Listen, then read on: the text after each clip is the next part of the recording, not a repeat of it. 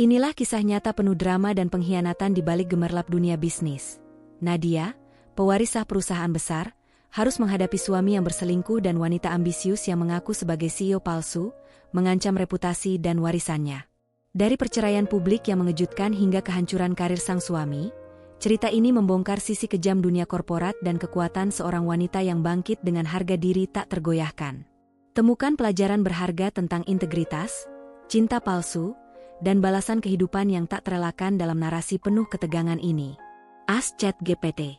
Pagi itu, sinar matahari menembus tirai tipis kamar tidur Nadia, menciptakan guratan cahaya hangat di dinding yang dicat krem. Suara burung dari taman belakang terdengar samar, berpadu dengan aroma kopi yang mengepul dari dapur. Hari itu seharusnya seperti hari-hari lain, tenang, rutin, tanpa kejutan. Namun, tak seorang pun tahu bahwa ketenangan terkadang hanyalah jeda singkat sebelum badai datang. Nadia berdiri di depan cermin, menyisir rambut hitam panjangnya yang tergerai.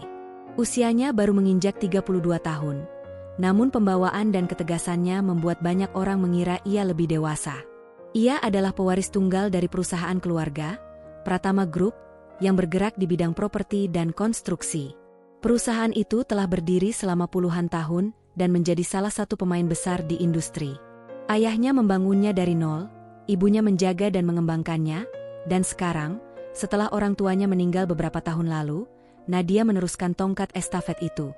Walaupun lahir dari keluarga berada, Nadia bukan tipe yang hanya duduk di kursi direktur dan membiarkan orang lain bekerja. Ia terjun langsung, memahami laporan keuangan, bertemu klien, bahkan turun ke lapangan saat proyek penting sedang berjalan. Ketegasan dan kecerdasannya membuatnya disegani, tapi kelembutannya membuatnya dicintai oleh karyawan. Di meja makan, Arman, suaminya, sudah duduk rapi dengan kemeja putih yang disetrika sempurna. Senyumnya seperti biasa, hangat dan menenangkan, setidaknya di mata Nadia saat itu. "Pagi, sayang," sapa Arman sambil menuangkan teh hangat ke cangkirnya. "Kamu kelihatan cantik sekali pagi ini." Nadia tersenyum. "Terima kasih. Kamu kelihatan siap untuk menghadapi dunia, seperti biasa." Percakapan mereka mengalir ringan, membicarakan jadwal kerja dan rencana makan malam bersama sahabat-sahabat lama pada akhir pekan. Arman adalah seorang pengusaha juga, meski skalanya tidak sebesar Nadia. Ia menjalankan perusahaan konsultan yang sering bekerja sama dengan pihak luar negeri. Kesibukannya sering membuatnya pulang larut malam, tapi Nadia sudah terbiasa. Atau, setidaknya ia pikir ia sudah terbiasa. Siang itu, Nadia menghabiskan waktunya di kantor pusat Pratama Group. Rapat bersama divisi pemasaran berlangsung lebih lama dari yang dijadwalkan. Ia memperhatikan satu sosok wanita muda yang aktif mengajukan ide-ide kreatif, Rina, salah satu staf baru di divisi itu. Perempuan itu pintar, penuh energi, dan punya cara berbicara yang memikat. Nadia sempat memuji idenya secara terbuka, membuat Rina tersenyum lebar. Tak ada sedikit pun kecurigaan yang muncul di hati Nadia saat itu. Baginya, Rina hanyalah karyawan berbakat yang bisa membantu membawa perusahaan ke level berikutnya. Malamnya, Arman mengirim pesan bahwa ia akan pulang larut karena ada meeting mendadak dengan klien penting. Nadia membalas singkat, "Baik, hati-hati di jalan." Ia lalu menenggelamkan diri dalam tumpukan dokumen dan rencana ekspansi perusahaan. Begitu sibuknya, ia sampai tak menyadari waktu telah lewat tengah malam.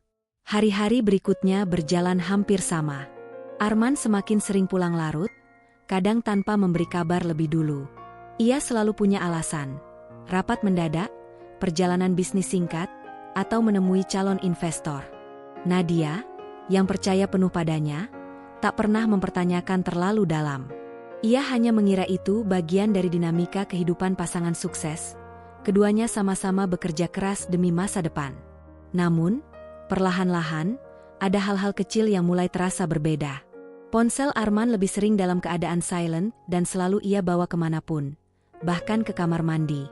Ia mulai sering menjauh saat menerima telepon, dan kalau Nadia bertanya, jawabannya singkat, hanya urusan kantor. Suatu malam, saat Nadia terbangun karena haus, ia mendapati Arman duduk di ruang kerja dengan laptop terbuka. Lampu redup membuat wajahnya setengah tertutup bayangan, tapi Nadia bisa melihat ekspresi seriusnya. Ia mengetik cepat, lalu berhenti, tersenyum tipis, dan membalas sesuatu. Nadia memanggil pelan, "Kamu belum tidur?" Arman terlonjak sedikit. "Oh, iya, ini tinggal sebentar lagi. Ada proyek besar yang harus kukunci malam ini juga."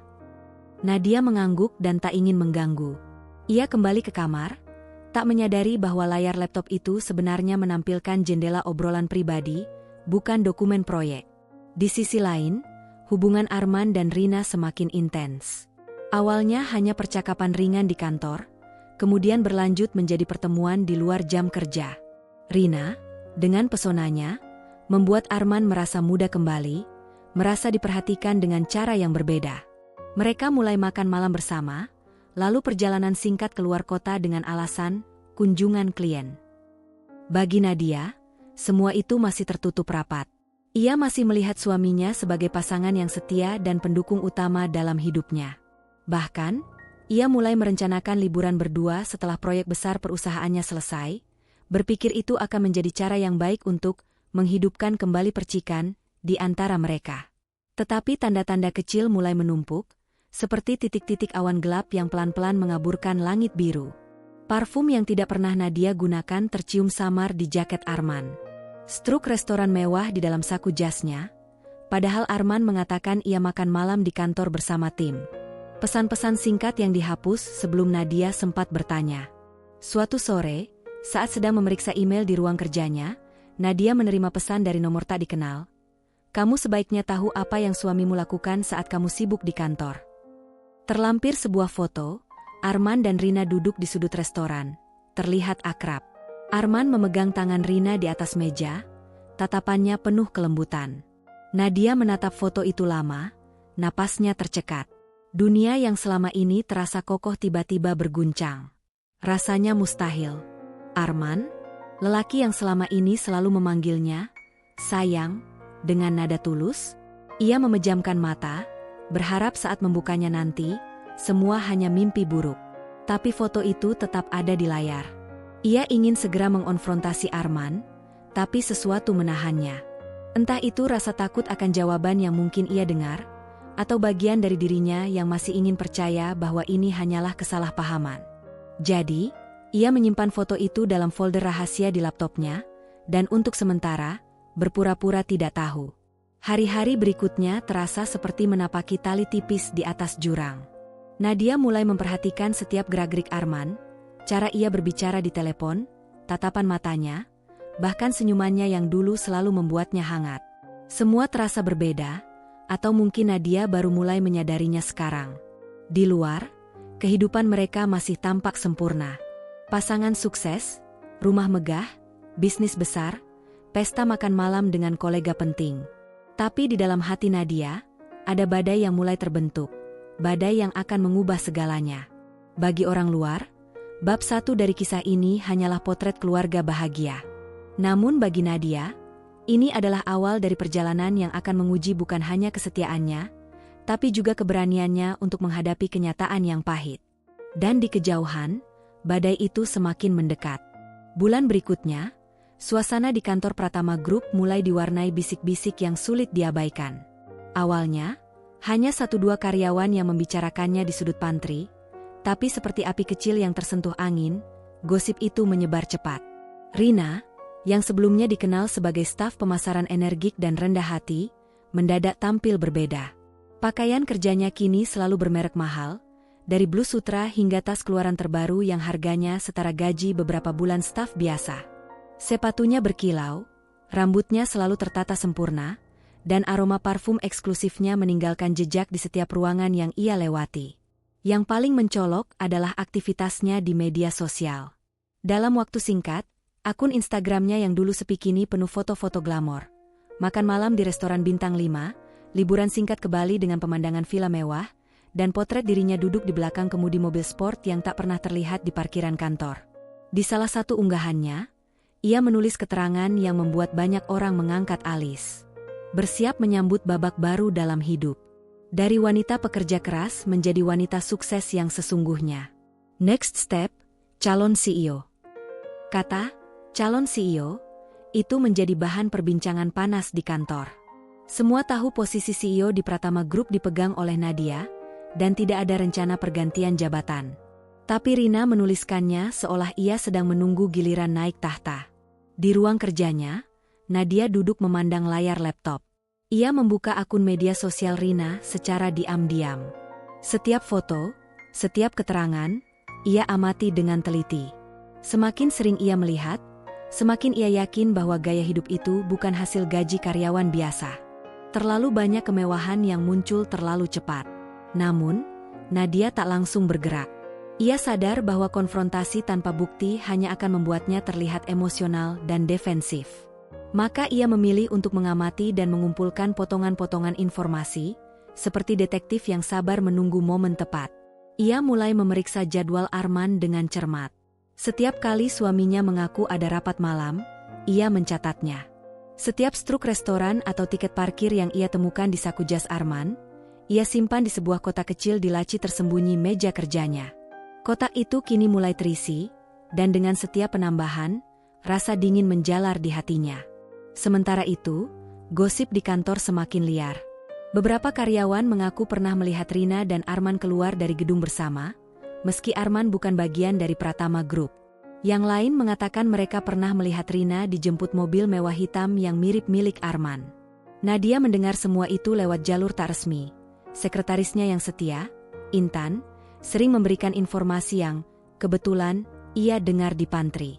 Meski Intan tidak pernah menyebut nama Arman secara langsung, nada suaranya cukup untuk membuat Nadia mengerti. "Bu, maaf kalau saya lancang," kata Intan suatu siang, "tapi saya rasa ada baiknya Ibu waspada. Kadang, orang yang kita anggap teman, bisa jadi punya maksud lain." Nadia hanya tersenyum tipis. "Terima kasih, Tan. Aku mengerti maksudmu." Perubahan perilaku Arman semakin sulit disangkal. Ia lebih sering keluar rumah di akhir pekan dengan alasan, meeting dadakan, atau ketemu investor luar kota. Saat di rumah pun, pikirannya seperti melayang. Teleponnya berdering lebih sering, dan setiap kali Nadia melirik, ia akan cepat-cepat mematikannya atau berpindah ruangan untuk menjawab. Yang membuat Nadia paling terluka adalah jarak emosional yang mulai terasa. Arman jarang lagi memulai percakapan hangat. Tidak ada pelukan spontan, tidak ada pertanyaan, "Bagaimana harimu?" Mereka masih tinggal di rumah yang sama, tapi rasanya seperti dua orang asing yang berbagi atap. Suatu malam, Nadia mencoba berbicara, berharap bisa membuka celah komunikasi. "Men, akhir-akhir ini kamu kelihatan sibuk sekali. Ada yang mengganggu pikiranmu?" tanyanya sambil menyentuh lengannya. Arman tersenyum singkat, tapi matanya menghindar. "Tidak, sayang. Hanya banyak proyek baru yang harus aku urus. Nanti juga reda." Jawaban itu terdengar terlalu rapi, terlalu cepat. Nadia mengangguk, menyembunyikan rasa sakit di balik wajah tenangnya. Di sisi lain, Rina semakin berani. Ia tak lagi sekadar memamerkan kemewahan, tapi mulai mengunggah foto-foto samar yang mengisyaratkan keberadaan seorang pria misterius. Tangan laki-laki memegang gelas anggur di seberangnya, bayangan tubuh di cermin hotel, atau setangkai mawar merah di kursi penumpang mobil sport. Para karyawan yang jeli mulai menyatukan potongan puzzle itu. Mereka membicarakan betapa miripnya sosok pria itu dengan Arman, meski tak ada yang berani mengatakannya langsung di depan Nadia. Namun Nadia tahu. Ia mengenali jam tangan yang melingkar di pergelangan tangan pria itu, hadiah ulang tahun dari dirinya untuk Arman 3 tahun lalu. Hatinya berdegup kencang. Kali ini, bukan sekadar dugaan. Potongan bukti mulai membentuk gambaran yang jelas, meski ia belum mengungkapkannya pada siapapun. Di tengah semua itu, Nadia memutuskan untuk menjaga sikap profesional. Ia tidak ingin para karyawan melihat celah kelemahan pada dirinya, apalagi membiarkan gosip merusak wibawanya sebagai pemimpin. Di rapat, ia tetap tegas dan fokus, bahkan masih memuji ide-ide Rina jika memang layak. Namun di balik ketenangan itu, Nadia merancang langkah-langkah berikutnya. Ia mulai bekerja sama dengan seorang kenalan lama yang berprofesi sebagai private investigator. Tujuannya jelas, mengumpulkan bukti tak terbantahkan. "Kalau ini benar, aku ingin tahu semuanya," kata Nadia tegas di telepon. Tempat mereka bertemu, kapan, dan seperti apa hubungan mereka. Di ujung sana, Suara pria itu menjawab mantap. Serahkan pada saya, Bu. Saya akan pastikan semuanya jelas. Hari-hari berikutnya menjadi ujian kesabaran. Setiap kali melihat unggahan baru Rina atau mendengar kabar tentang Arman yang pulang larut, Nadia harus menahan diri untuk tidak langsung meledak. Ia tahu, sekali ia bereaksi tanpa bukti, semua bisa berbalik melawan dirinya. Tapi di lubuk hati, ia juga sadar bahwa badai itu semakin dekat. Dan ketika waktunya tiba, ia harus siap menghadapi kebenaran, tak peduli betapa pahitnya. Siang itu, udara di pinggiran kota terasa hangat dengan hembusan angin lembut yang membawa aroma kopi dan roti dari kedai kecil dekat gedung Pratama Group cabang Suryajaya, salah satu unit usaha yang dikelola secara terpisah dari kantor pusat. Cabang ini tidak sebesar kantor utama, tapi tetap menjadi bagian penting dalam jaringan bisnis keluarga Nadia. Disinilah, tanpa sepengetahuan Nadia, sebuah adegan yang tak pernah ia bayangkan terjadi. Arman tiba dengan mobil hitamnya yang mengilap. Dari kursi penumpang, Rina keluar anggun mengenakan gaun selutut warna krem, blazer mahal, dan sepatu hak tinggi yang memantulkan cahaya matahari. Lengannya melingkar manja di lengan Arman, seolah mereka pasangan resmi yang tak perlu sembunyi-sembunyi. Begitu memasuki aula tempat pertemuan staf cabang, Arman tersenyum lebar dan berkata dengan nada percaya diri. Teman-teman, izinkan saya memperkenalkan seseorang yang istimewa. Ini Rina, calon CEO Pratama Group. Kalian akan sering melihatnya di waktu mendatang, jadi pastikan kalian menyambutnya dengan baik. Ucapan itu seperti petir di siang bolong bagi staf yang hadir. Mereka saling berpandangan, sebagian bingung, sebagian lainnya menahan keterkejutan. Bagi mereka, CEO Pratama Group hanyalah satu orang, Nadia Pratama, yang telah memimpin dengan tangan dingin dan kepala dingin sejak bertahun-tahun lalu. Namun Arman mengatakannya dengan keyakinan penuh, seolah menghapus posisi Nadia hanya dengan satu kalimat. Rina tersenyum, melangkah ke depan seolah benar-benar berhak berada di sana. Suaranya lantang, penuh percaya diri. Mulai sekarang, saya akan ikut memantau kinerja cabang ini. Saya ingin semua laporan penjualan, pemasaran, dan progres proyek diberikan langsung kepada saya. Tanpa menunggu persetujuan siapapun, ia mulai mengarahkan staf, menyuruh satu orang memindahkan meja, memerintahkan yang lain untuk menyiapkan laporan mingguan, bahkan mengkritik tata letak ruang pamer. Beberapa staf yang sudah lama bekerja di bawah kepemimpinan Nadia merasa darah mereka mendidih, tapi mereka menahan diri. Tidak ada yang berani membantah langsung, apalagi ketika Arman berdiri di belakang Rina, mengangguk-angguk setuju seperti pendukung setia. Di antara kerumunan itu, ada seorang staf yang memperhatikan semuanya dengan tatapan tajam. Rama, kepala bagian administrasi cabang, yang sudah bekerja di perusahaan sejak zaman ayah Nadia. Kesetiaannya pada keluarga Pratama tak tergoyahkan, dan ia mengenal Nadia seperti putrinya sendiri. Sepulang acara, Rama segera menghubungi Intan, sekretaris pribadi Nadia di kantor pusat. Tan, ini penting. Aku tidak bisa langsung bicara dengan Bu Nadia, tapi tolong sampaikan. Ada sesuatu yang sangat tidak beres di sini, ucapnya pelan namun tegas. Intan yang mendengar nada serius itu langsung mencatat semua detail. Kamu yakin dengan yang kamu lihat? Yakin sekali, jawab Rama mantap. Arman sendiri yang memperkenalkan Rina sebagai calon CEO. Dan dia memerintah staf seperti dia benar-benar punya kuasa. Semua orang di sini kebingungan. Malamnya, Intan datang ke rumah Nadia dengan membawa catatan lengkap. Nadia sedang duduk di ruang kerjanya, memeriksa laporan bulanan. Bu, kata Intan pelan, saya rasa ibu perlu mendengar ini langsung. Ia lalu menceritakan semua yang disampaikan Rama, mulai dari kedatangan Arman bersama Rina, pengenalan sebagai calon CEO, hingga sikap Rina yang mengatur-atur staf. Nadia terdiam lama. Jemarinya berhenti di atas tumpukan berkas. Matanya menatap kosong ke arah meja, seakan mencoba mencerna absurditas dari apa yang baru ia dengar. Dia benar-benar melakukannya? Suara Nadia nyaris berbisik, namun ada getar kemarahan di sana. Rama yakin sekali, Bu. Bahkan katanya beberapa staf merekam sebagian kejadian itu dengan ponsel. Jawab Intan hati-hati. Nadia menarik napas panjang, mencoba menahan emosi. Kepalanya penuh pertanyaan. Apa yang ada di pikiran Arman? Mengapa ia begitu percaya diri mengumumkan sesuatu yang jelas-jelas bertentangan dengan kenyataan? Dan Rina, apakah ia begitu haus kekuasaan sampai berani bermain peran di depan orang banyak? Namun di balik kemarahan itu, Nadia tahu satu hal, ini adalah bukti emas. Tidak lagi sekadar gosip atau foto samar. Ini adalah tindakan langsung yang bisa memukul balik siapapun yang mencoba merebut posisinya.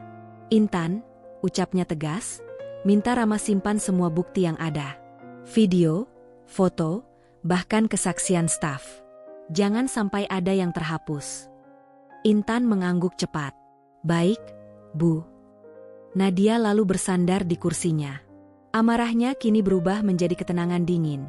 Jenis ketenangan yang lahir ketika seseorang sudah memutuskan untuk melawan, tapi memilih waktu yang tepat untuk menyerang. Di cabang Suryajaya, Rina masih larut dalam perannya. Setiap kali ia berjalan melewati staf, ia berbicara dengan nada menggurui, seolah semua orang adalah bawahannya. Ia mulai mengatur jadwal pertemuan rutin dan meminta agar semua laporan dikirimkan ke alamat email pribadinya, hal yang membuat beberapa staf semakin curiga. Arman, di sisi lain, tampak puas. Ia tidak hanya memperkenalkan Rina, tapi juga memberikan ruang baginya untuk memainkan kekuasaan palsu itu. Baginya, ini seperti langkah awal untuk mengamankan masa depan bersama wanita yang kini mengisi hari-harinya. Mereka berdua tidak tahu bahwa setiap kata, setiap gerakan, dan setiap perintah palsu sedang direkam dalam ingatan orang-orang yang setia pada Nadia, dan bahwa semua itu akan menjadi senjata yang tajam ketika waktunya tiba. Di rumahnya malam itu, Nadia berdiri di balkon, menatap lampu-lampu kota. Angin malam berhembus lembut, tapi pikirannya penuh badai. Ia menggenggam cangkir teh yang mulai dingin, membiarkan rasa pahitnya menempel di lidah. Calon CEO, gumamnya pelan, dengan nada sinis. Kita lihat, siapa yang sebenarnya layak duduk di kursi itu. Bagi Nadia, ini bukan lagi sekadar tentang kesetiaan suami. Ini tentang kehormatan, warisan keluarganya, dan posisinya sebagai pemimpin. Dan ia tidak akan membiarkan siapapun, bahkan seseorang yang pernah ia cintai, mengambil itu darinya. Dini hari itu, Nadia terbangun lebih awal dari biasanya. Matahari bahkan belum terbit, tapi pikirannya sudah dipenuhi rencana. Ia duduk di meja kerjanya, lampu meja memancarkan cahaya lembut, menerangi tumpukan berkas, laptop, dan sebuah kotak kecil berisi bukti-bukti yang selama ini ia kumpulkan. Foto-foto Arman bersama Rina di restoran, Struk Hotel, rekaman audio dari salah satu staf cabang, hingga screenshot unggahan media sosial yang mengarah pada hubungan mereka, semua tertata rapi. Ia menatapnya lama, lalu menarik napas panjang. Hari itu, Nadia memutuskan, permainan ini akan berakhir di panggung besar, di depan semua orang. Tidak ada teriakan, tidak ada debat kusir, hanya kebenaran yang ditampilkan telanjang, tanpa bisa disangkal. Langkah pertama, ia mengirim undangan resmi untuk rapat umum luar biasa kepada seluruh manajemen, kepala cabang, dan staf kunci. Judul di undangan itu dibuat sengaja memancing rasa penasaran. Pengumuman penting terkait kepemimpinan perusahaan, kehadiran wajib. Tanggal ditetapkan 1 minggu ke depan. Lokasi, Ballroom Hotel Bintang 5 di pusat kota. Dress code, formal. Desain undangan yang elegan, lengkap dengan logo Pratama Group, membuat acara itu tampak seperti momen korporat besar yang mungkin hanya terjadi sekali dalam 1 dekade. Kabar tentang rapat besar itu langsung menyebar. Di grup internal perusahaan, spekulasi bermunculan. Apakah akan ada ekspansi besar? Jangan-jangan Ibu Nadia mau pensiun? Siapa yang akan jadi pengganti? Di salah satu sudut pembicaraan yang tak pernah Nadia ikuti, Arman dan Rina tersenyum penuh keyakinan. Sepertinya ini saatnya dia mengumumkan aku, ujar Rina sambil menyesap kopi mahal di sebuah kafe. Arman mengangguk, matanya berbinar. Aku sudah menyiapkan segalanya. Saat dia menyatakan pengunduran diri, aku akan dorong namamu. Semua akan berjalan mulus. Bagi mereka, undangan itu adalah tanda kemenangan yang sudah di depan mata. Tidak terlintas sedikit pun bahwa mereka sedang berjalan ke dalam jebakan yang telah dirancang dengan hati-hati. Sementara itu, Nadia bekerja di balik layar. Ia memanggil Rama, kepala administrasi cabang Suryajaya, dan beberapa staf setia lainnya ke ruang rapat tertutup. Mereka duduk mengelilingi meja panjang, wajah-wajah serius memantulkan cahaya dari lampu gantung. "Terima kasih sudah datang," kata Nadia pelan namun tegas. "Aku ingin memastikan satu hal. Saat rapat nanti, tidak ada satupun bukti yang tercecer. Semua harus rapi, jelas, dan mematikan." Rama mengeluarkan flash drive berwarna hitam. Di sini semua video kejadian dicabang. Termasuk momen saat Pak Arman memperkenalkan Rina sebagai calon CEO. Nadia menerima flash drive itu dengan senyum tipis. "Bagus. Nanti ini akan kita tampilkan di layar lebar." Intan, sekretarisnya, ikut menambahkan, "Saya sudah mengatur urutan presentasi. Awalnya akan terlihat seperti laporan tahunan biasa. Lalu, kejutan itu akan muncul." Hari demi hari menuju rapat, Nadia menjaga sikap seperti biasa. Ia tetap berinteraksi dengan Arman seolah tak tahu apa-apa. Menyajikan sarapan, menanyakan kabar, bahkan sesekali tertawa kecil saat berbicara dengannya. Arman, yang terlena oleh rasa percaya dirinya, tidak menyadari bahwa setiap tatapan lembut itu hanyalah tirai halus yang menutupi badai di balik mata Nadia. Di malam terakhir sebelum rapat, Nadia berdiri lama di depan cermin. Gaun formal berwarna navy yang akan ia kenakan tergantung rapi di gantungan.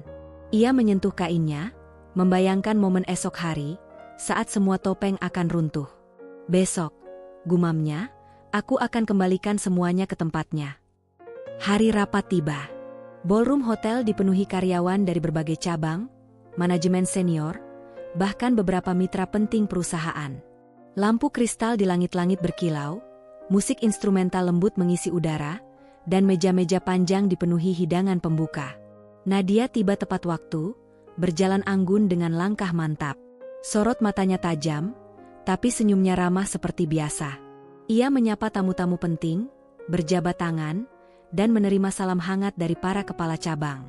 Tak lama kemudian, Arman memasuki ruangan bersama Rina. Keduanya tampak seperti pasangan yang datang untuk merayakan kemenangan. Arman mengenakan setelan jas hitam dengan dasi merah, sementara Rina tampil mencolok dengan gaun putih berpotongan elegan, rambutnya disanggul rapi, dan bibirnya berlipstik merah tegas. Beberapa pasang mata melirik ke arah mereka, berbisik-bisik. Rina membalas dengan senyum percaya diri, melangkah ke barisan kursi depan bersama Arman. Acara dimulai dengan sambutan singkat, lalu presentasi pencapaian tahunan perusahaan. Semua berjalan formal dan rapi, grafik penjualan, foto proyek, dan video testimoni klien. Hingga tiba saatnya Nadia berkata, "Sebelum kita masuk ke sesi terakhir, saya ingin memutar sebuah cuplikan dari salah satu cabang. Ini adalah contoh kepemimpinan dan koordinasi yang unik." Lampu ballroom meredup, layar besar di panggung menyala. Video mulai diputar.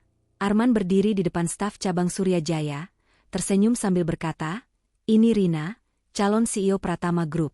Kalian akan sering melihatnya di waktu mendatang." Beberapa detik hening. Lalu terdengar gumaman kaget dari para hadirin.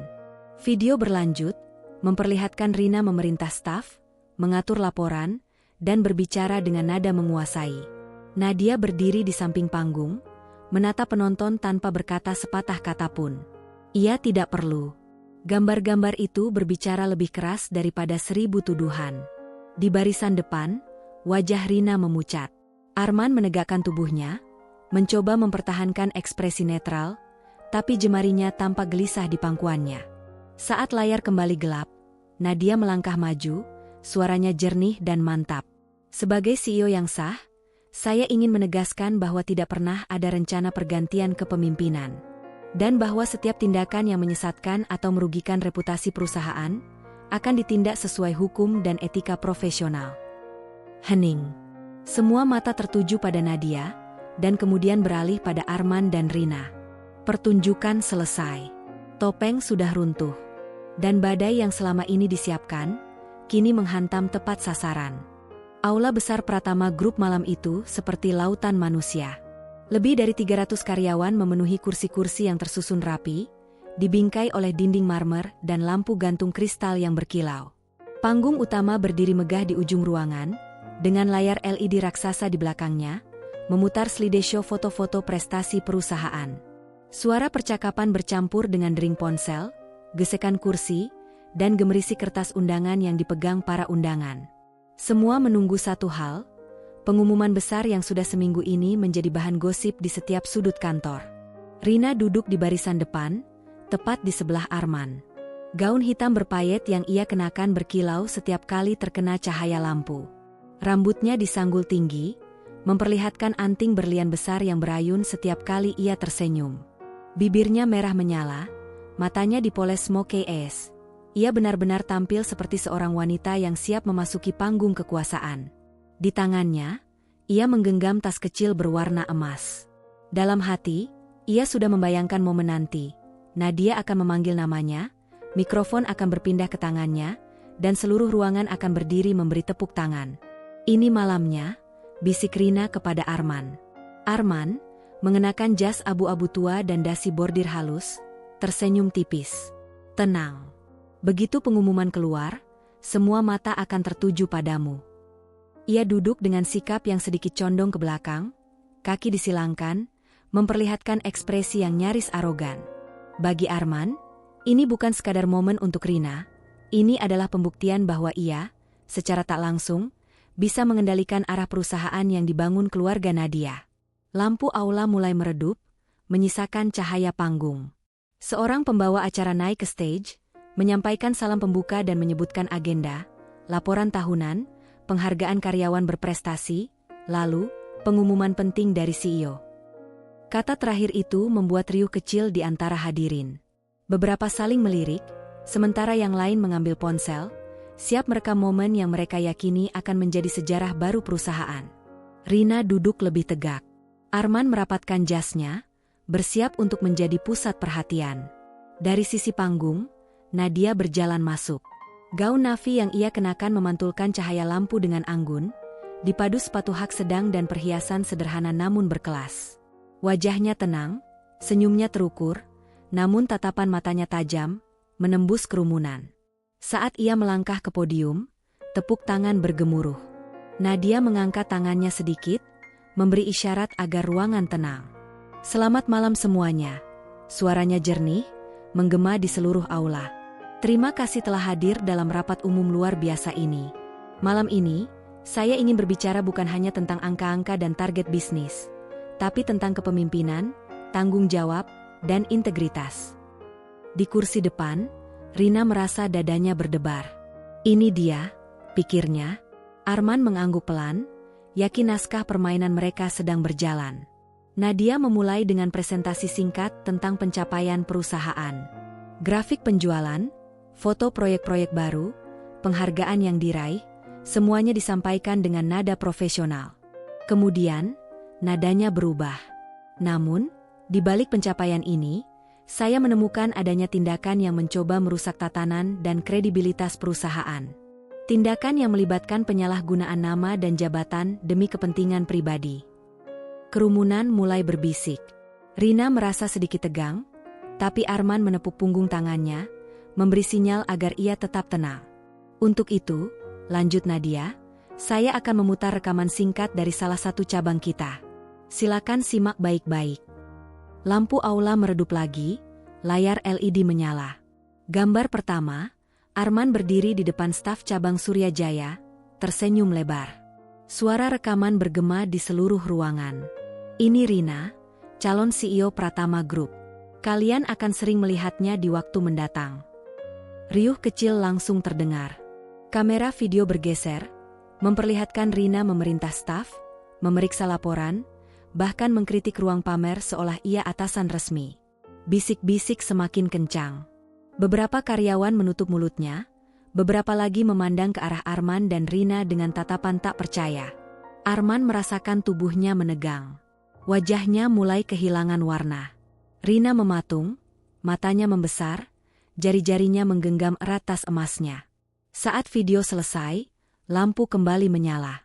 Nadia berdiri di podium, menatap ke arah barisan depan, tepat ke mata Arman dan Rina. Perlu saya tegaskan, katanya dengan suara mantap, tidak pernah ada rencana pergantian kepemimpinan. Dan tidak pernah ada jabatan, calon CEO, yang saya tunjuk selain diri saya sendiri. Tindakan yang menyesatkan seperti ini tidak akan dibiarkan di perusahaan ini. Hening total. Tidak ada yang berani bicara. Nadia melanjutkan, mulai malam ini, setiap orang yang terlibat dalam penyalahgunaan wewenang dan pencemaran nama baik perusahaan akan menjalani proses hukum dan disiplin internal. Saya ingin Pratama Group tetap berdiri di atas kejujuran, bukan manipulasi. Rina menelan ludah, wajahnya merah padam. Arman mencoba membuka mulut, tapi kata-kata seperti tersangkut di tenggorokannya. Semua mata menatap mereka, bukan dengan kekaguman, tapi dengan rasa curiga dan kekecewaan. Nadia menutup pidatonya dengan senyum tipis. Terima kasih. Mari kita kembali fokus membangun masa depan perusahaan dengan integritas. Tepuk tangan terdengar, tapi kali ini dingin dan terukur. Bagi Arman dan Rina, bunyi itu seperti palu hakim yang baru saja mengetuk putusan bersalah. Malam yang mereka kira akan menjadi panggung kemenangan, berubah menjadi ruang pengadilan terbuka. Lampu sorot yang lembut menyinari panggung utama. Nadia melangkah naik dengan langkah tenang namun penuh wibawa. Sorot mata ratusan pasang karyawan yang menunggu di aula besar langsung tertuju padanya. Suara gemerisik perlahan mereda, digantikan oleh hening yang tegang. Di hadapan mereka semua, Nadia berdiri tegak di balik podium kayu berwarna gelap, diapit oleh bendera perusahaan dan logo besar Pratama Group yang berkilau di layar belakangnya. Ia menarik napas dalam-dalam, kemudian mulai berbicara dengan suara yang penuh keyakinan dan ketenangan, namun menyimpan kekuatan yang sulit diabaikan. Teman-teman sekalian, ucap Nadia dengan nada hangat namun tegas. Perjalanan Pratama Group bukan hanya tentang angka, bukan hanya tentang keuntungan. Lebih dari itu, ini adalah tentang komitmen kita pada integritas, kejujuran, dan rasa saling percaya yang menjadi fondasi utama perusahaan ini. Suasana terasa khusyuk. Setiap kata Nadia seperti menembus ke dalam hati para pendengar, mengingatkan kembali alasan mereka berdiri bersama sebagai satu keluarga besar perusahaan. Selama bertahun-tahun, kami membangun bisnis ini dengan penuh kerja keras, dengan visi yang jelas, dan dengan nilai-nilai yang tak tergoyahkan. Lanjut Nadia, tatapannya menyapu seluruh ruangan. Namun sayangnya, di balik gemerlapnya pencapaian, selalu ada ancaman yang bersembunyi dalam bayang-bayang. Ancaman itu adalah pengkhianatan terhadap kepercayaan yang telah diberikan. Kata pengkhianatan keluar dari mulutnya dengan berat, seperti palu yang mengetuk pintu hati setiap orang yang hadir. Suara Nadia mulai mengeras, memberi tekanan pada setiap kalimat yang dilontarkan. Saya tidak akan menyebut nama. Saya tidak akan menunjuk siapa pelakunya. Tapi saya ingin setiap orang di sini menyadari bahwa perusahaan ini bukan arena untuk pembohong dan mereka yang berusaha mengambil keuntungan dengan cara yang tidak jujur. Di balik barisan kursi depan, Rina yang duduk dengan gaun hitamnya mulai menunjukkan tanda-tanda kegelisahan. Matanya tak bisa lepas dari sosok Nadia di panggung. Raut wajah yang sebelumnya penuh percaya diri berubah menjadi tegang dan bingung. Napasnya mulai memburu, dan tangan yang menggenggam tas kecilnya mulai mengepal pelan. Ia sadar, orang yang berdiri di hadapannya adalah pemilik asli perusahaan, wanita yang selama ini ia anggap tidak akan pernah kembali, namun kini muncul kembali dengan kekuatan penuh. Sementara itu, Arman duduk kaku di samping Rina, wajahnya mulai pucat. Ia tahu bahwa pidato ini bukan sekadar kata-kata kosong. Ini adalah peringatan keras, sebuah pernyataan perang yang sulit untuk dihindari. Nadia melanjutkan, kita semua bertanggung jawab menjaga nama baik Pratama Group. Dan saya ingin mengingatkan bahwa siapapun yang mengkhianati nilai-nilai ini, akan menghadapi konsekuensi yang sepadan. Suasana aula berubah menjadi sangat tegang. Bisik-bisik kecil mulai terdengar, mata para karyawan mulai saling bertukar pandang, sementara sebagian mencoba menenangkan diri agar tetap fokus pada pidato. Nadia mengakhiri pidatonya dengan suara yang penuh harapan dan kekuatan. Mari kita hadapi masa depan dengan kepala tegak, dengan hati yang jujur, dan dengan tekad yang kuat. Karena Pratama Group bukan hanya tentang sebuah perusahaan. Ini adalah keluarga, dan keluarga selalu melindungi dan memperjuangkan apa yang benar. Sorak-sorai kecil pecah dari beberapa bagian ruangan, namun suasana tetap berat dan penuh arti. Rina duduk terpaku, merasa dunianya bergetar.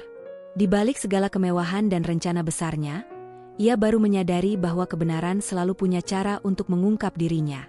Dan kali ini, kebenaran itu berdiri di depan seluruh perusahaan, menggetarkan, mematahkan harapannya, dan membuka babak baru yang sulit untuk dihindari. Nadia turun dari panggung dengan langkah yang mantap. Setiap tatapan penuh penghormatan dan dukungan menyertainya. Ia tahu, pertarungan sesungguhnya baru saja dimulai. Setelah pidato Nadia yang mengguncang jiwa, suasana di aula perusahaan tetap bergemuruh oleh bisik-bisik yang tak kunjung reda.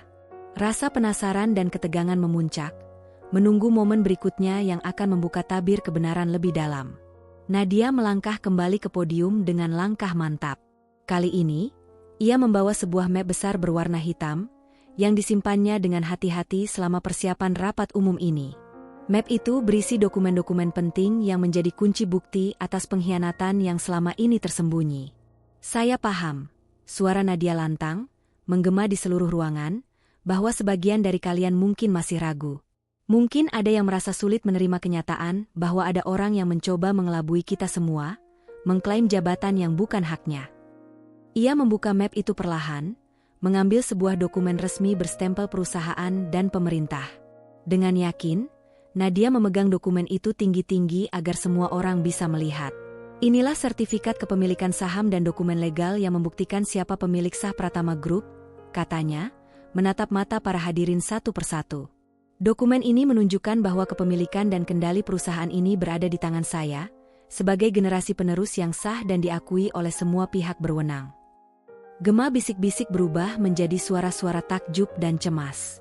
Banyak yang membuka ponsel mereka, merekam, membagikan momen bersejarah itu secara diam-diam ke grup-grup chat internal. Nadia belum selesai.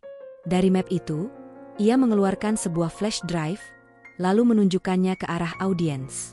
Dan ini, katanya, bukti yang lebih konkret dari pengakuan palsu yang dilakukan oleh seseorang di perusahaan ini.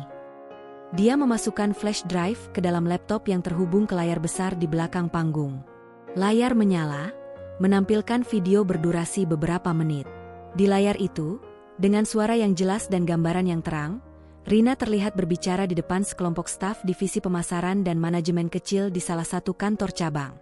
Sebagai calon CEO yang akan membawa perubahan besar, saya ingin kalian tahu bahwa saya sudah mendapat dukungan penuh dari pimpinan pusat. Bersiaplah untuk era baru. Suara Rina terdengar penuh percaya diri, dengan senyum yang memancarkan ambisi. Tayangan video tersebut memuat momen ketika Rina memerintah staf, memberi instruksi yang seolah ia punya otoritas tertinggi, padahal jelas-jelas tanpa izin dan wewenang dari pemilik sebenarnya. Rekaman itu selesai. Aula kembali sunyi, hanya terdengar detak jantung yang seolah bergema di ruang besar itu. Di tengah keheningan yang menusuk, bisik-bisik mulai berubah menjadi gelombang suara yang membentuk percakapan ramai antar karyawan. Beberapa bahkan bersuara keras, mengungkapkan keterkejutan dan rasa dikhianati. Rina yang duduk di barisan depan berubah pucat. Warna wajahnya berubah dari merah muda menjadi putih kelabu. Tangan yang tadi menggenggam tas kecil kini mengepal kuat, namun gemetar. Arman yang berada di sebelahnya mencoba bangkit dari kursinya, wajahnya menunjukkan ekspresi campuran antara kaget dan marah. Ia berusaha berbicara, membuka mulutnya beberapa kali, tapi suaranya sulit keluar. Sementara itu, para karyawan di barisan belakang mulai berbisik semakin keras.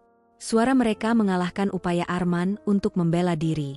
Bahkan, beberapa dari mereka mulai merekam momen itu dengan ponsel, memperbanyak bukti di dunia maya internal perusahaan. Salah satu karyawan senior, Pak Yuda, berdiri dari kursinya dan berbisik dengan suara keras. Ini pengkhianatan terbesar yang pernah kita lihat di perusahaan ini. Tidak pantas. Ini penghinaan bagi semua yang sudah bekerja keras. Arman menggigit bibirnya, menahan amarah yang mulai memuncak, tapi ia sadar bahwa situasi sudah jauh di luar kendalinya. Nadia menatap keduanya dengan mata penuh ketegasan. Ia tidak membenci, tetapi ia tak akan membiarkan kepalsuan dan kebohongan merusak warisan yang telah diperjuangkan oleh keluarganya selama puluhan tahun. Ini bukan soal kebencian pribadi, katanya, tapi soal menjaga integritas dan masa depan Pratama Group. Saya mengajak semua pihak untuk bersikap profesional dan mengikuti proses yang berlaku. Dengan suara lembut namun tegas, Nadia menambahkan, kami akan melanjutkan penyelidikan secara menyeluruh dan memastikan setiap orang yang terlibat akan mempertanggungjawabkan perbuatannya. Di luar aula, suasana sudah berubah drastis. Percakapan di grup chat karyawan meledak dengan topik, pengkhianatan Rina dan Arman. Berita itu tersebar cepat, dan reputasi keduanya mulai runtuhannya dalam hitungan jam. Rina yang tadinya bermimpi menjadi penguasa perusahaan, kini menghadapi kenyataan pahit. Arman, yang pernah duduk dengan percaya diri, kini merasakan dinginnya pengkhianatan publik terhadap dirinya sendiri. Sedangkan Nadia, meskipun dengan hati berat, merasa lega telah mengangkat tirai kebohongan itu. Malam itu, ia menegaskan kembali bahwa Pratama Group akan tetap berdiri kokoh di atas pondasi kejujuran dan keadilan. Setelah gema video pengakuan palsu Rina dan pernyataan keras Nadia menggema di aula besar Pratama Group, suasana menjadi semakin tegang. Semua mata tertuju pada sosok wanita yang selama ini diam di balik bayang-bayang, kini berdiri tegak dengan penuh wibawa. Nadia menarik napas panjang, menatap ke arah Rina yang duduk membeku dengan wajah pucat pasi. Dengan suara tegas dan nyaris tanpa getar, Nadia mulai mengumumkan keputusan penting yang telah ia persiapkan selama berminggu-minggu. Setelah mempertimbangkan segala bukti dan fakta yang ada, saya dengan berat hati harus menyampaikan keputusan ini secara resmi. Nadia berhenti sejenak, menatap langsung ke mata Rina. Mulai hari ini, Rina tidak lagi menjadi bagian dari Pratama Group. Hubungan kerja kita resmi diputuskan. Rina menundukkan kepala, tubuhnya seolah meluruh ke dalam kursi. Raut wajah yang dulu penuh ambisi dan kepercayaan diri kini tertutup rasa malu dan kehancuran. Ia tahu tidak ada jalan kembali. Sebagian besar karyawan menahan napas. Ada yang menatap dengan simpati, ada pula yang merasa lega karena keadilan akhirnya ditegakkan. Namun, yang jelas, pesan Nadia sangat jelas. Pratama Group tidak bisa dan tidak akan menerima pengkhianatan. Nadia belum selesai. Setelah jeda singkat, ia melanjutkan dengan suara yang sedikit lebih lembut, namun penuh ketegasan dan keberanian yang luar biasa. Selain itu, katanya, dengan segala hormat dan tanggung jawab, saya ingin mengumumkan keputusan pribadi yang juga berdampak besar bagi kehidupan saya. Semua terdiam, menunggu kata-kata yang akan keluar berikutnya. Saya secara resmi menggugat cerai Arman, suami saya, ucap Nadia dengan tegas, namun tanpa nada kebencian. Keputusan ini saya ambil demi menjaga integritas dan masa depan saya, serta demi kebaikan perusahaan yang saya cintai. Seketika, ruangan menjadi hening. Beberapa karyawan saling berpandangan, tidak menyangka pengumuman ini akan disampaikan di depan umum. Arman yang duduk di barisan depan, terperanjat. Wajahnya berubah menjadi merah padam, lalu berubah menjadi campuran antara amarah dan kepanikan. Ia berdiri dengan kasar, memukul meja kecil di depannya. Nadia, suaranya menggema dengan nada tinggi, berusaha menyela, ini tidak adil. Kau tidak bisa melakukan ini di depan semua orang. Namun, suara Arman tenggelam oleh bisik-bisik karyawan yang semakin ramai, dan oleh suara Nadia yang kembali mengambil alih ruang tersebut. Saya melakukan ini demi kebenaran dan keadilan, jawab Nadia dengan nada yang tak bisa diganggu-gugat. Saya akan terus berjuang, baik sebagai pemimpin perusahaan maupun sebagai individu yang berhak menentukan masa depannya sendiri. Rina berdiri perlahan, langkahnya berat dan wajahnya tertunduk. Ia berjalan keluar dari aula dengan tatapan yang enggan dan penuh rasa malu. Gemerisik sepatu dan gaun hitamnya terdengar lirih di lorong panjang gedung megah itu. Di belakangnya, Arman juga beranjak meninggalkan ruangan, namun dengan langkah yang berbeda, langkah yang dipenuhi kemarahan dan kepanikan. Wajahnya yang dulu penuh kesombongan kini menampilkan ekspresi putus asa. Ia membuka ponsel, mungkin mencoba menghubungi seseorang, atau mencari jalan keluar dari situasi yang menghimpitnya. Para karyawan yang tersisa menyaksikan momen itu dengan campuran perasaan. Ada yang merasa puas dengan keadilan yang ditegakkan, ada pula yang menyimpan simpati tersembunyi untuk Nadia, yang harus menghadapi kepahitan hidup di depan publik sekaligus menjaga masa depan perusahaan. Nadia berdiri di tengah aula, tatapannya menyapu ruangan sekali lagi. Dalam hati, ia merasakan beban yang berat, tapi juga sebuah kebebasan baru yang mulai tumbuh. Ia tahu perjalanan ke depan tidak akan mudah, tapi ia siap menghadapi segala tantangan dengan kepala tegak dan hati yang kuat. Malam itu menandai akhir sebuah babak yang penuh luka, dan awal dari cerita baru. Sebuah kisah tentang kekuatan, kejujuran, dan tekad yang tak tergoyahkan. Setelah keputusan besar yang diambil Nadia di hadapan seluruh karyawan, segalanya berubah dalam sekejap untuk Arman.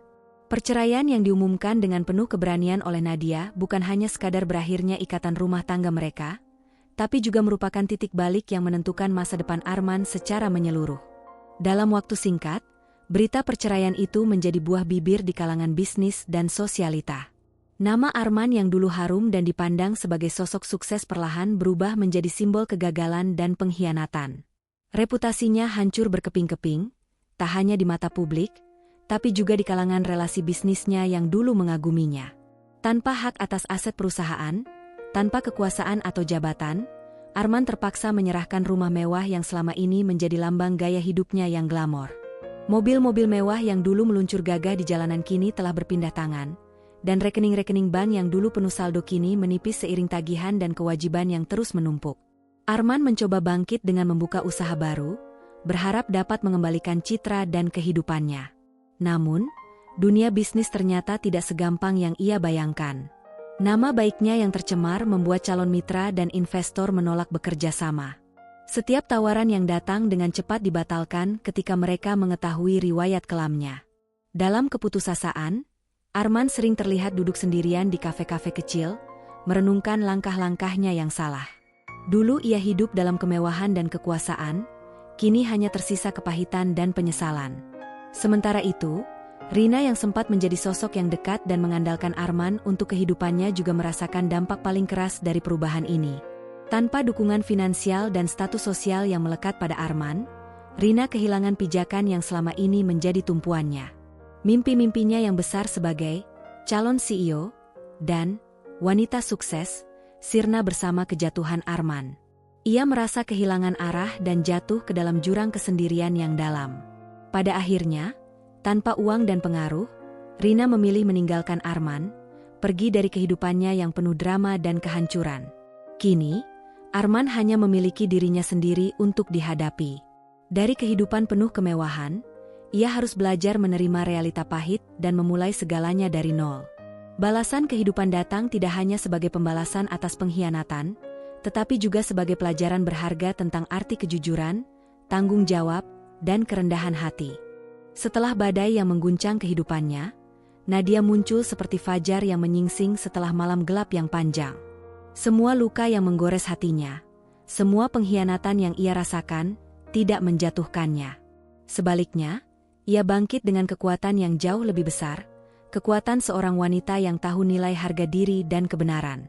Sebagai pemilik sah Pratama Group, Nadia mulai mengambil alih kendali penuh atas perusahaan yang telah lama menjadi warisan keluarganya. Ia tidak lagi menjadi sosok yang hanya mewarisi jabatan. Kini ia adalah pemimpin yang tegas, berwawasan luas, dan penuh integritas. Dalam minggu-minggu pertama setelah pengumuman besar itu, Nadia melakukan restrukturisasi menyeluruh. Ia membersihkan segala unsur yang merusak, memperkuat tim manajemen dengan orang-orang yang benar-benar berdedikasi dan berkompeten.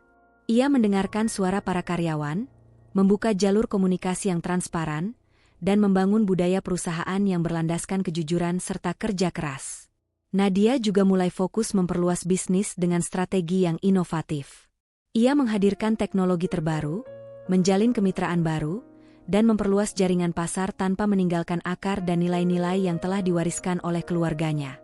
Di setiap langkahnya, Nadia menunjukkan bahwa kepemimpinan yang kuat tidak harus keras, tapi harus penuh empati dan keadilan. Di luar dunia bisnis, Nadia belajar untuk membangun kembali hidupnya dengan penuh kesadaran dan kedamaian. Ia menyeimbangkan waktu antara pekerjaan dan keluarga, menyadari bahwa kebahagiaan pribadi tidak boleh terabaikan. Dengan penuh kasih, ia mempererat hubungan dengan keluarga dan sahabat, mencari dukungan dan memberi kekuatan kepada mereka yang juga ia cintai. Perceraian yang pernah menjadi luka dalam hidupnya kini berubah menjadi pelajaran berharga. Nadia menutup bab lama dengan ketegasan dan kelembutan, menolak untuk terperangkap dalam rasa sakit dan dendam, memilih untuk membuka lembaran baru dengan kepala tegak dan hati yang terbuka. Dalam banyak kesempatan, Nadia berbicara tentang pentingnya harga diri dan kebenaran. Ia percaya bahwa cinta yang dibangun atas kebohongan dan kepalsuan hanya akan membawa kehancuran. Namun, keberanian untuk berdiri sendiri dan menghadapi kenyataan dengan jujur adalah bentuk cinta tertinggi yang bisa kita berikan pada diri sendiri. Kadang, kehilangan sesuatu yang salah adalah cara terbaik untuk menemukan apa yang benar-benar berharga, ujar Nadia dalam sebuah wawancara eksklusif, tatapannya penuh keyakinan. Saya belajar bahwa kebenaran dan integritas adalah pondasi hidup yang tak tergoyahkan. Cinta sejati tidak pernah memaksa kita untuk mengorbankan harga diri. Di bawah kepemimpinan Nadia, Pratama Group tidak hanya bertahan, tapi juga tumbuh lebih kuat dan dipercaya kembali oleh para pelanggan, mitra bisnis, dan karyawan. Nadia menjadi inspirasi bagi banyak wanita dan pebisnis muda, menunjukkan bahwa kekuatan sejati berasal dari keberanian untuk jujur pada diri sendiri dan berani melangkah maju, meski jalan di depan tampak sulit dan penuh rintangan. Cerita Nadia mengajarkan kita bahwa dalam hidup, harga diri dan kebenaran jauh lebih berharga daripada cinta yang palsu dan kepalsuan yang sementara. Dengan ketegasan, integritas, dan kelembutan hati, kita semua bisa bangkit kembali, lebih kuat, lebih bijak, dan lebih anggun dari sebelumnya. Waktu berjalan tanpa henti, membawa perubahan dan pelajaran bagi setiap insan yang mengalaminya. Nadia kini berdiri tegak, bukan hanya sebagai pemimpin Pratama Group yang sukses, tetapi juga sebagai sosok yang telah melewati badai kehidupan dengan kepala dingin dan hati yang penuh keberanian. Di balik setiap langkahnya, tersimpan tekad untuk terus menjaga warisan keluarga dan membangun masa depan yang lebih baik, bukan hanya untuk dirinya sendiri, tetapi juga untuk setiap orang yang mempercayainya. Pengkhianatan dan luka masa lalu tidak lagi menjadi beban, melainkan kekuatan yang membentuknya menjadi pribadi yang lebih bijak dan tegar. Arman dan Rina hanyalah bagian dari masa lalu yang mengajarkan arti kesetiaan dan kejujuran. Mereka terjerat oleh ambisi dan kebohongan yang akhirnya menghancurkan diri sendiri.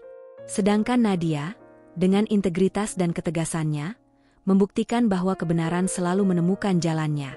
Dalam sunyi malam yang tenang, Nadia sering merenung bahwa harga diri adalah harta yang paling berharga. Cinta sejati bukanlah yang menuntut kita untuk berbohong atau kehilangan jati diri, melainkan yang menguatkan dan membebaskan. Kisahnya menjadi inspirasi, pengingat bahwa dalam hidup, keanggunan sejati lahir dari keberanian menghadapi kebenaran dan memilih berjalan di jalan yang benar. Meski itu berarti harus meninggalkan cinta yang palsu dan memilih berdiri sendiri. Dan disitulah Nadia menemukan damainya. Di puncak keberhasilan yang diraih bukan hanya dengan kekuatan bisnis, tapi dengan kekuatan hati.